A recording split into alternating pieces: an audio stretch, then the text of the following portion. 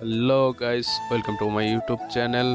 তো আজকে আমি আপনাদের সবাইকে এক গ্রামের ইটের ভাটা ঘুরে দেখাবো।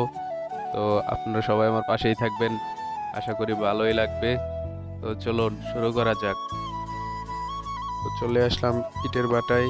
ইটের ভাটা থেকে গ্রামের বলা হয় বিলের মাঝখান দিয়ে বাতা দিয়ে হাঁটা।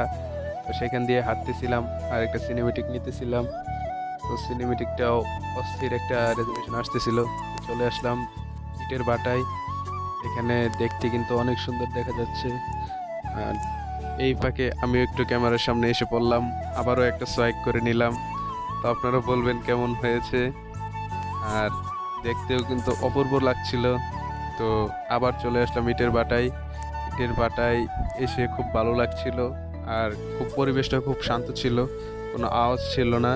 তো চিন্তা করলাম আপনাদের সাথে শেয়ার করা যাক, তাই মূলত এই ব্লগটা করা।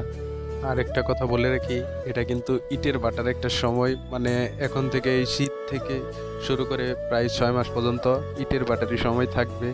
তো মাঝখানে আবার আরেকটা গ্রামের সিনেমেটিক নিয়ে নিলাম। তো গ্রামকে আর কি একটু তুলে ধরার চেষ্টা করছিলাম। তো সূর্য মামাও একটু তুলে নিলাম। তো আবারও হাঁটার চেষ্টা করছিলাম। তো হাঁটতে হাঁটতে আবার আরেকটা সামনে আরেকটা মানে ইটের ভাটা আছে, ওইখানে যাইতেছিলাম। তো সেইখানেও কিন্তু দেখতে অপূর্ব লাগছিল। তো সেখান দিয়েও হাঁটার একটা ভিডিও করে নিলাম। তো আপনারাও বলবেন কেমন হয়েছে।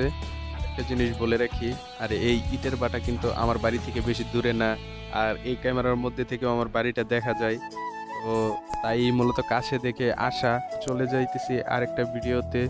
তো সেখানেও একটা সিনেমেটিক নিয়ে নিলাম। এই গ্রামের পরিবেশটা ক্যামেরায় কিন্তু অনেক সুন্দর করে আটক হচ্ছিল। তো আবারও আরেকটা ইটের ভাটায় চলে যাওয়ার চেষ্টা করছিলাম, যেটাতে প্রথমে ছিলাম।